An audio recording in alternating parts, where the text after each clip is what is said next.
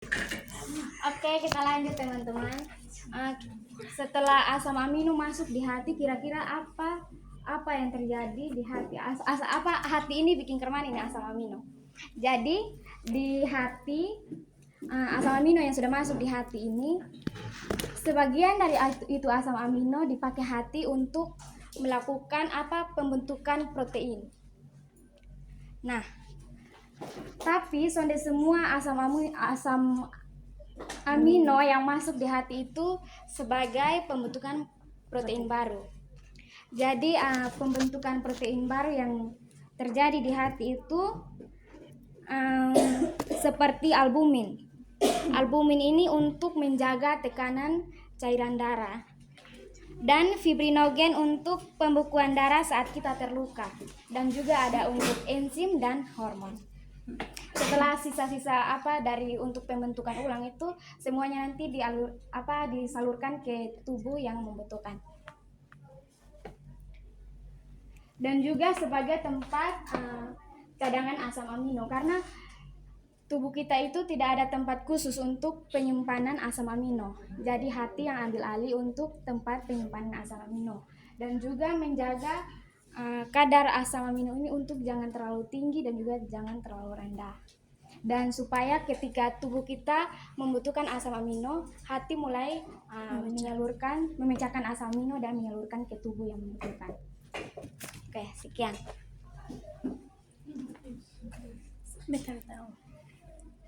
Baik, selanjutnya itu adalah proses anabolisme, pembentukan protein baru dari asam amino. Selanjutnya kita akan masuk di katabolisme. Tadi saya bilang katabolisme itu terjadi kalau apa? Kalau asam aminonya berlebih di dalam kadar darah, dan jika tubuh kekurangan energi sehingga akan mengubah asam amino itu menjadi energi bagi tubuh. Jadi saat asam amino berlebih, hati akan melepas gugus amino NH3 melalui proses transminasi dan deaminasi. Paham kok? Jadi di proses transminasi dan deaminasi kan yang kita sudah belajar nih Mbak Stuti, nanti gugus amonia atau yang NH3 itu dilepas. Karena apa? Ada yang masih ingat kok? Dilepas dari struktur asam amino tadi.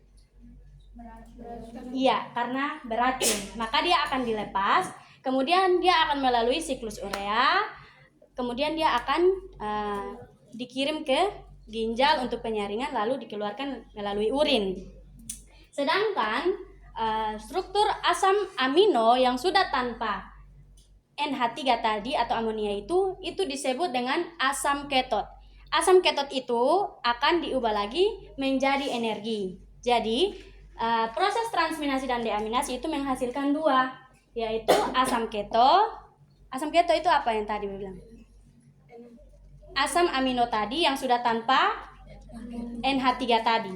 Kalau NH3 ini nanti akan dibuang melalui urin. Oke, yang saya akan bahas di sini adalah NH3-nya. Nanti di NH3 ini kan akan terjadi yang namanya siklus urea. Siklus urea ini terjadi di sel hati. Sel hati itu kan ada struktur dari sel itu ada mitokondria, sitosol, membran sel. Jadi dia akan terjadi itu khususnya di mitokondria dan sitosol. Jadi NH3 tadi yang dilepaskan itu dia akan bergabung dengan yang namanya karbon dioksida, menghasilkan yang nama karbomoil fosfat. Nah, karbomoil fosfat ini dia akan bergabung dengan yang namanya orinitin, sehingga dia menghasilkan yang namanya sitrulin. Sitrulin ini dia akan pindah ke sitosol. Tadi kan di membran ini di mitokondria, dia akan pindah ke sitosol. Nah, sitrulin ini dia akan bergabung dengan yang namanya asparat dan menghasilkan yang namanya argininosuksinat. Nah, argininosuksinat ini dia akan dipecah lagi menjadi yang namanya dua, yaitu arginin dan fumarat. Kalau yang fumarat itu dia akan masuk ke siklus Krebs untuk pembentukan energi. Sedangkan arginin ini dia akan dipecah lagi menjadi yang namanya urea dan orinitin. Orinitin ini akan masuk lagi ke sini karena karbonil fosfat tadi membutuhkan orinitin untuk memecah menjadi citrulline. Jadi urea ini dia akan dilepas ke darah, kemudian ke ginjal untuk penyaringan, kemudian dibuang melalui urin. Jadi itulah siklus dari urea atau pembentukan urea. Kenapa tadi yang NH3 ini tidak bisa langsung dilepas? NH3 kan nama lainnya nitrogen. Dia amonia kan? Dia itu zat yang berbahaya bagi tubuh. Jadi tidak bisa langsung dilepas ke dalam darah. Jadi tubuh yang bagian sel hati ini dia mengubah menjadi zat yang lebih aman yang namanya urea.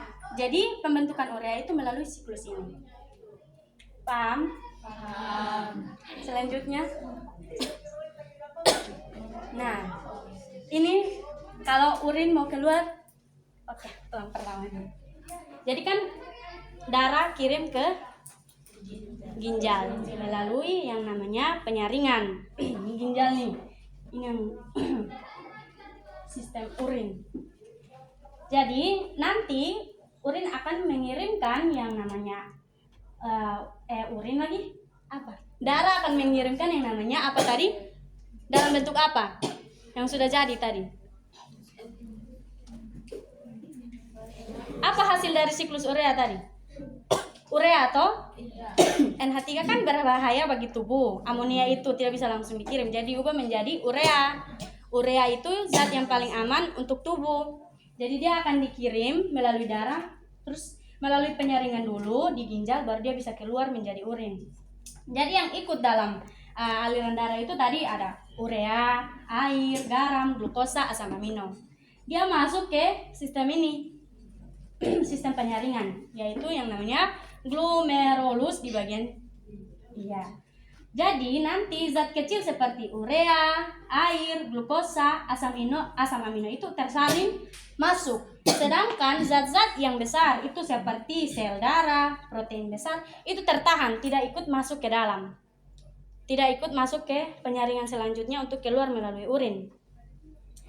Kemudian yang masuk itu adalah tahap pertama itu dinamakan filtrasi atau penyaringan. Jadi hasil akhirnya adalah menjadi urin primer. Jadi hanya zat-zat kecil yang masuk. Zat-zat yang besar itu tertahan di sini. Itu namanya masih urin primer. Kemudian untuk pembentukan urin sekunder itu ada proses reabsorpsi. Jadi di reabsorpsi ini nanti tubuh kan tidak mau kehilangan semua nutrisi itu. Bisa saja saat penyaringan itu ada zat-zat nutrisi yang ikut tersaring ke dalam. Jadi nanti di bagian tubulus proksimal itu dia akan menyaring kembali zat-zat yang masih diperlukan tubuh seperti glukosa, asam amino, air, ion. Itu nanti di bagian sini diserap oleh ini darah, aliran darah ini. Paham? Oke. Ya, zat berguna seperti glukosa, air diserap kembali. Nah, sudah diserap kembali, urin itu disebut namanya urin sekunder. Kemudian dia akan masuk ke yang namanya tubulus distal. Dia terbalik dengan ini. Kalau ini nanti bagian sini darah ini, aliran darah ini akan menyerap kembali dari tubulus proksimal ini zat-zat yang masih dibutuhkan tubuh. Sedangkan di bagian tubulus distal, ini tubulus proksimal. Kalau di bagian tubulus distal itu kebalikannya. Itu dari aliran darah ada zat-zat yang berbahaya seperti ion H+, K, amonia, obat. Itu akan diserap menuju tubulus distal. Paham kok? Dia akan diserap kembali yang di dalam tubulus distal untuk membawa semua ini ke ductus collectivus. Nah, di sini terjadilah sekresi atau augmentasi. Jadi semua ini sudah menjadi zat sisa seperti air, urea, asam urat, garam, zat sisa lainnya yang sudah tidak dibutuhkan tubuh. Jadi di sini itu ada 3 tahap ya. Yang pertama filtrasi, penyaringan. Kemudian yang kedua adalah reabsorpsi. Itu dia akan aliran darah akan mengambil kembali menyerap dari tubulus proksimal zat-zat yang masih dibutuhkan tubuh yang mungkin saja terlewat dari filtrasi atau penyaringan. Kemudian di tubulus distal ini sebaliknya aliran darah yang akan memberikan di tubulus distal ini zat-zat yang berbahaya. Jadi semuanya akan turun ke sini. Ductus collectivus ini yang urin sesungguhnya sudah yang mengandung zat-zat yang sudah tidak dibutuhkan tubuh lagi yang akan keluar. Ini dari ginjal turun ke sini di kandung kemih. Kalau sudah penuh, dia akan keluar melalui urin, melalui yang namanya uretra. Sudah. Selanjutnya teman saya akan menjelaskan. Dia mau tanya. Boleh? Kenapa ini protein yang besar itu dapat disaring? Oke, dia pertanyaan protein yang besar tidak dapat tersaring toh. Boleh kasih waktu kok. Nanti terakhir. Ning sih. Bagaimana ini? Mengapa protein yang besar tidak dapat disaring? Disaring ke? Kan di dalam darah tuh yang di bagian ginjal tuh ada penyaringan kan Ibu? Iya. Iya, zat-zat kecil saja yang masuk, sedangkan zat-zat yang masih besar itu tidak bisa, seperti sel darah, protein besar. Berarti besar tidak bisa masuk di yang kecil, toh? Itu analogi sederhananya. Nanti dijelaskan lagi secara mendalam. Tunggu. Selanjutnya ada lagi kok. Sama juga. Oke. Selanjutnya Euse. Kok hilang? Langsung jelaskan yang siklus.